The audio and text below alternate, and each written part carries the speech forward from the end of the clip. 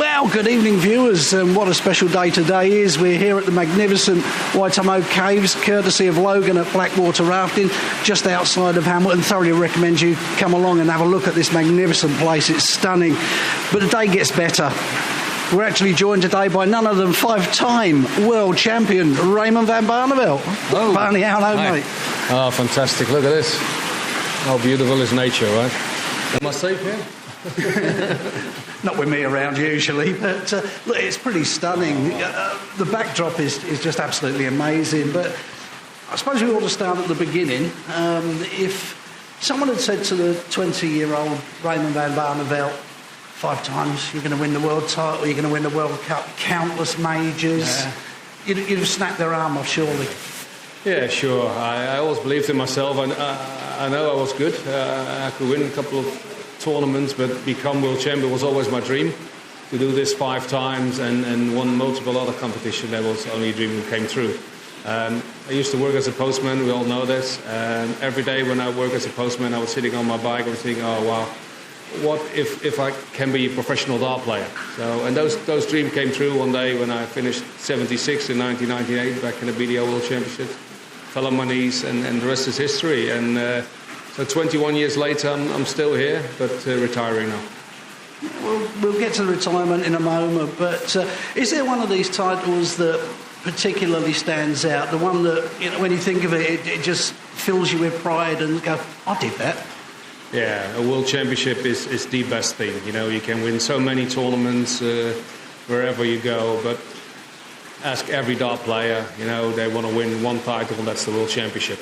To me, the second best is the Premier League. I won it also. I won the World Darts Trophy. I won the UK Open. I won Las Vegas Desert Classic, the Grand Slam of darts, multiple BDO tournaments. But to be a world champion and then 5 times, you can be a lucky man.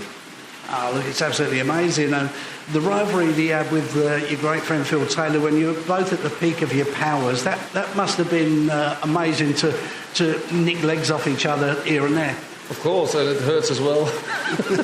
We have fantastic nights when I got beat him, especially in the World Championship final, the epic final. I think at the end it was 56-55 the legs or so. So 7-6 final leg.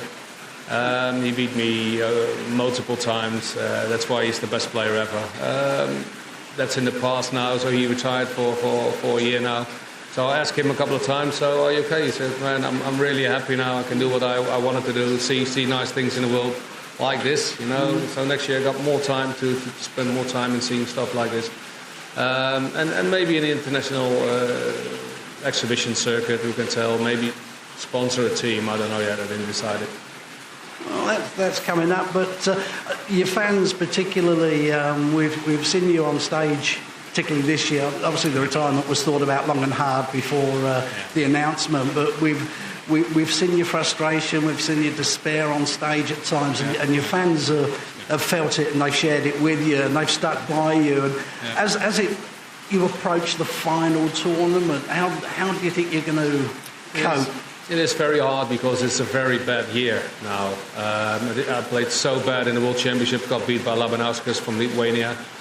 Dramatic Premier League, got relegated for the first in 12 years' time. So I felt so ashamed for me, myself, my family and Holland. Not selected for the World Cup. I won it 4 times. Jermaine Watimina got picked, all fair. Not in a World Match Play.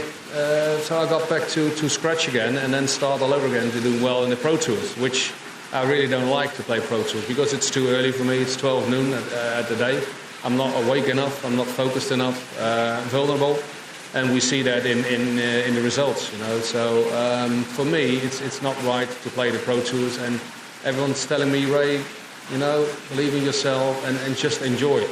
But it's really hard if you're not on these majors this year, and you can't say goodbye to all the fans who supported me for all these years. So when the last dart's been thrown, you've toed the hockey for the last time. What are you? Are we going to lose you to darts altogether, or are there outside interests that you'll be pursuing? Of course, I will probably work for TV or whatever. I always said if the PDC needs me for say, like an exhibition kind of tournament like the one they do in Germany in January, I'll be available. You know, if they come up with next tournaments when they want me in, maybe I will, but not in a competition kind of way. You know, so I will work for RTL 7 television in Holland, maybe for Sky or ITV or other companies who get involved in this sport. Maybe sponsor a couple of youth players. I don't know. If you find some good sponsors.